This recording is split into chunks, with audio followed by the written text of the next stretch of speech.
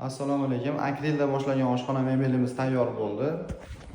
Razmerlari 4.7 ga, bo'yi 2.15 bo'lgan.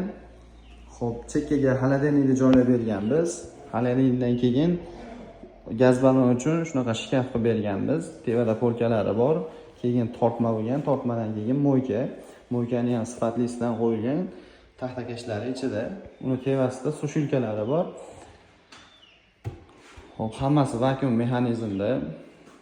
Xo'p, buni afzallik tomoni shunaqa yarimta ochgan holatingizda ham vakuum bilan tortib oladi.